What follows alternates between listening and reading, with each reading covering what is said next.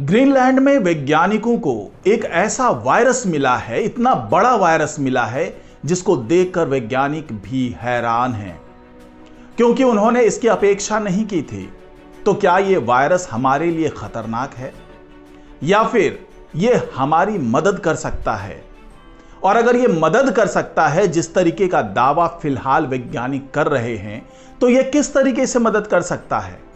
क्योंकि वैज्ञानिक तो ये भी दावा कर रहे हैं कि ये वायरस हमारी पृथ्वी को बचाने में भी मदद कर सकता है, हमारे ग्रीनलैंड के बर्फ को बचाने में मदद कर सकता है, ग्लोबल वार्मिंग के प्रभाव को कम करने में मदद कर सकता है। तो आखिरकार ये वायरस कैसा वायरस है, और क्या जो फौरी तौर पे दिख रहा है यही सच है या इसके पीछे का सच कुछ और भी है? ये तमाम जानकारी आपको इस वीडियो में मिलने वाली है, तो इस वीडियो को आखिर तक जरूर देखिएगा। नमस्कार, मैं हूं डॉक्टर सुरजीत सिंह और आप देख रहे हैं महाना मिस्ट्री। अगर आपने अभी तक इस चैनल को सब्सक्राइब नहीं किया है तो इसको सब्सक्राइब कर लीजिए। साथ ही अगर आपको ये वीडियो अच्छा लगे तो इसको लाइक कीजिए, शेयर कीजिए और कमेंट जरूर कीजिए।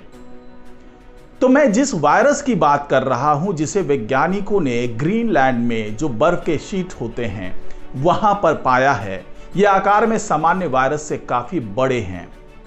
अब इसको पाने के बाद वैज्ञानिकों को यह आशंका थी कि कहीं ये वायरस ऐसा वायरस तो नहीं है जो वहां पे जो परमाफ्रॉस्ट है उसके पिघलने से बाहर आया हो और हमारी पृथ्वी पर तबाही मचा दे।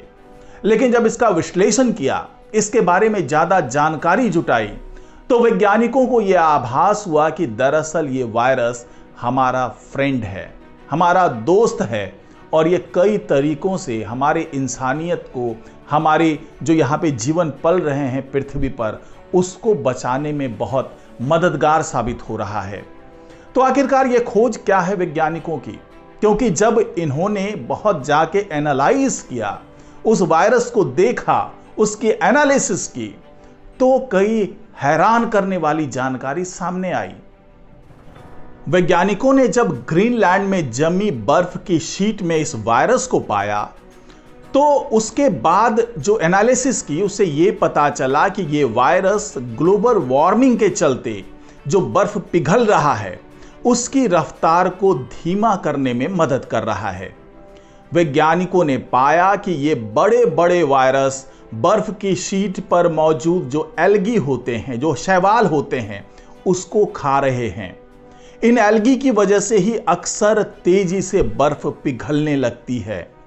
वैज्ञानिकों को लगता है कि एल्गी के साथ इन वायरसों के रहने से एक प्राकृतिक तंत्र बना है, एक प्राकृतिक संतुलन बना है जो ग्लोबल वार्मिंग के असर को कम कर सकता है। क्योंकि आपको पता ही है कि इन एल्गी की वजह से जिस तेजी से वहां पर बर्फ पिघल रहा है, ग्रीनलैंड की बात कर ले, अंटार्कटिका की बात कर ले, वहां पर जिस तेजी से बर्फ का पिघलना जारी है, जिस तेजी से ग्लेशियर्स पिघल रहे हैं, उससे जो पानी है वो समुद्र में पहुंच रहा है और समुद्र का जल स्तर बढ़ रहा है। साथ ही ग्लोबल वार्मिंग का प्रभाव उन इलाकों पर दिखने लगा है, और इसके कारण जो परमाफ्रॉस्ट में दबे हुए हानिकारक वायरस हैं वो भी धीरे धीरे सतह पर आना शुरू कर चुके हैं, और इससे आने वाले समय में बहुत बड़ी महामारी फैलने की भी आशंका जताई जा रही है।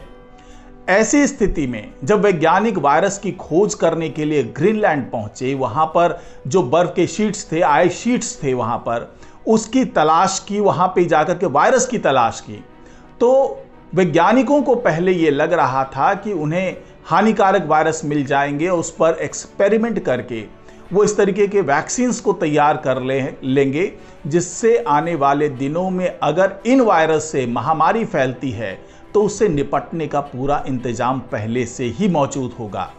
लेकिन इसी दौरान वैज्ञानिकों को यह वायरस मिला, जिसको देखकर वैज्ञानिक खुश हो गए, क्योंकि उन्होंने जब इसकी एनालिसिस की, इसके बारे में ज़्यादा जांच पड़ताल की, तो पता चला कि ये वायरस दरअसल उन एल्गी को खा रहे थे जो ग्रीनलैंड में बहुत तेजी से बर्फ पिघलने के पीछे जिम्मेदार थे।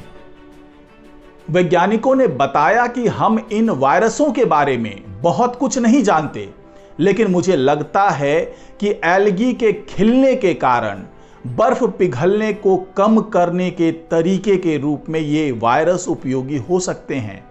ये वायरस कितने खास हैं और ये कितना कारगर होगा, ये हम अभी तक नहीं जानते, लेकिन उनके बारे में और अधिक जानकर हम कुछ सवालों के जवाब पाने की उम्मीद कर रहे हैं। वैज्ञानिकों ने आगे बताया कि यह पहली बार है जब आर्कटिक में बर्फ के शीट में ऐसे शैवाल खाने वाले वायरस मिले हैं। उन्होंने बताया कि हमने गहरे रंग की बर्फ, लाल बर्फ और पिघलते हुए छेदों यानी क्रायोकोनाइट से इन नमूनों का विश्लेषण किया और जो गहरे रंग की बर्फ और लाल बर्फ दोनों में हमें सक्रिय विशाल वायरस के लक्षण मिले। और यह पहली बार है कि वे सतह की बर्फ और पिगमेंटेड माइक्रोएल्गी की उच्च मात्रा वाली बर्फ पर पाए गए हैं। बड़े साइज के बावजूद इन वायरसों को नंगी आंखों से नहीं देखा जा सकता। वैज्ञानिकों को भी उनका पता तभी लगा जब उन्होंने बर्फ के नमूनों में डीएनए की जांच की। वैज्ञानिकों के मुताबिक नमूनों से जो कुल mRNA सीक्वेंस किए गए, उनमें हमें वही मार्क्स मिले जो टोटल डीएनए में थे। तो हमें पता है कि उन्हें फिर से लिखा गया है। इसका मतलब है कि वायरस जिंदा है और बर्फ पर सक्रिय है। हालांकि ये जो विशाल वायरस है अब भी काफी रहस्यमयी बना हुआ है। ये काफी रहस्यमयी जीव है। ग्रीनलैंड में उनकी खोज हाल के दिनों में ही हुई है। वे बाकी वायरसों से काफी अलग होते हैं। इनमें कई एक्टिव जीन होते हैं जो उन्हें डीएनए रिपेयर, रेप्लिकेशन, ट्रांसक्रिप्शन और ट्रांसलेशन में सक्षम बनाते हैं। यानी ये विशाल वायरस को, जिसको हम भले ही अपनी नंगी आंखों से नहीं देख पा रहे हैं, लेकिन वो ऐसा कुछ कर रहे हैं जिसकी मदद से हम ग्रीनलैंड की जो वहाँ पे बर्फ जमी हुई है, जो आर्कटिक की बर्फ है, एक मोटी शीट है वहाँ पर, उसको पिघलने से रोक सकते हैं।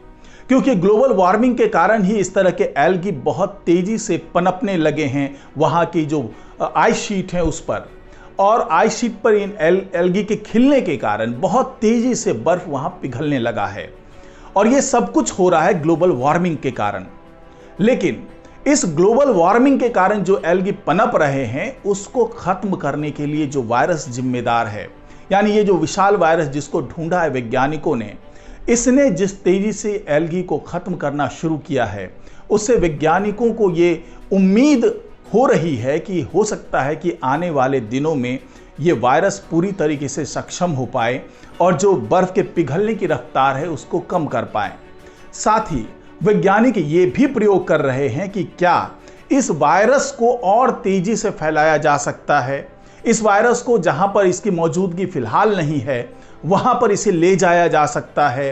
क्या ये वायरस अपने आकार को जिस तेजी से अभी बढ़ा रहे हैं, उस तेजी में और इजाफा किया जा सकता है, जिससे ये वायरस बहुत तेजी से ग्रीनलैंड की जो आइस शीट है उस पर फैलने लगे और ऐसे एल्गी का खात्मा करना शुरू कर दें जो बर्फ पिघलाने के ये दोषी है, उसके लिए जिम्मेदार है। तो वैज्ञानिक अब इस प्रयोग को इस दिशा में लेकर के जा रहे हैं, क्योंकि ग्लोबल वार्मिंग को अचानक रोक देना या उस पर अचानक काबू पा लेना बहुत मुश्किल है। ये धीरे धीरे होगा। लेकिन साथ ही अगर हम इस तरीके से जैविक क्रियाओं के द्वारा अगर इस तरह के वायरस को और पनपा करके इस ग्लोबल वार्मिंग के प्रभाव को कम कर पाएं, तो ये अपने आप में बड़ी उपलब्धि होगी। तो आज की रिपोर्ट में फिलहाल इतना ही। नमस्कार।